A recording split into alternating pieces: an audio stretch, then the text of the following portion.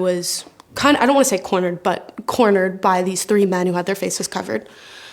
And they basically, looking down at me, were like, "You're a dirty little Jew. You deserve to die. You don't deserve to be on the same ground that we walk on." The student posted to the law school student body and said, "Hey, y'all, happy October 7th. This is a great day." I had to withdraw from 2 classes last semester, and my class was moved to Zoom. Why would they feel unsafe? Because there are people on campus who openly support Hamas, who proudly support the terror attack of October 7th. I go to Columbia University. I go to New York University. I go to the University of Pennsylvania. I go to Columbia University. Mark Kasowitz. I'm a lawyer. I'm the kind of lawyer that goes to court. We call them litigators.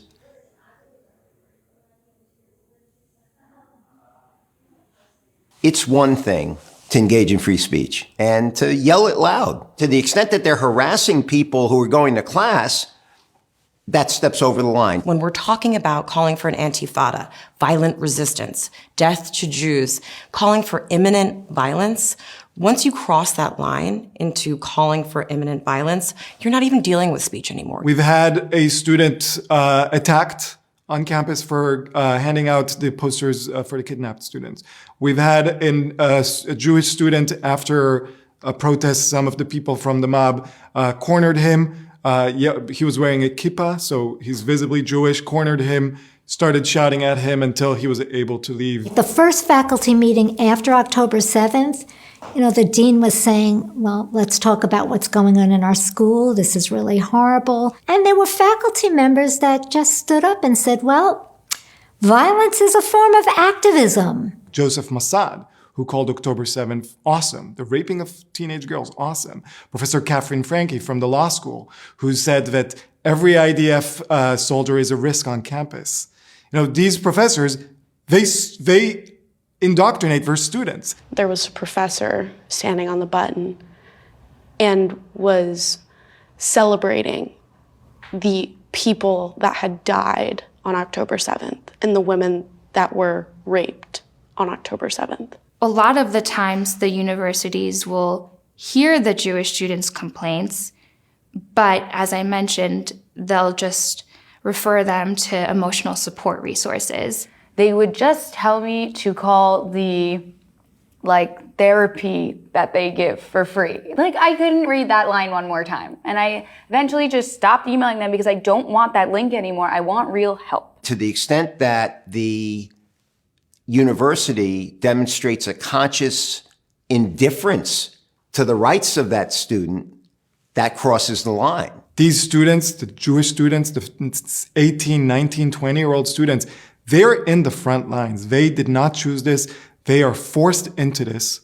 Their identity has become a target. I'm talking to Jewish students from all across the country, and they all are relaying the same message. They can't believe what's happening. They don't feel safe. They've heard things such as death to kikes, death to Jews. We're just trying to make it so that these students don't have to fear going to class every single day. That's a right they have. This is a human rights issue. It's just amazing the extent to which the administrations of these schools will protect students in other groups from the slightest whiff of discrimination. But we have to suck it up because we don't want to make anyone else uncomfortable. The Jews can handle it, or Jews don't matter. We've taken great pains in working with these students, our clients, to tell the story of the anti-Semitism, harassment, and intimidation that's been happening on these campuses.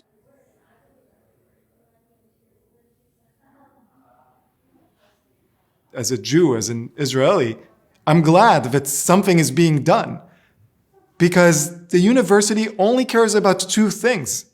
They care about money and they care about PR. They don't care about anything else. They don't even care about the students. They care about the students' tuition. It has not been easy coming forward to do this, but at the same time, I know that I need to because a lot of other people are scared too.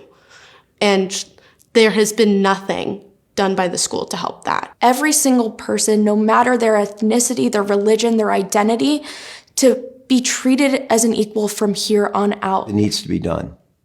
And it needs to be done right. And if it's not done now, and if it's not done correctly, then what you're seeing on these campuses and the harm that it's causing to these Jewish students is going to grow.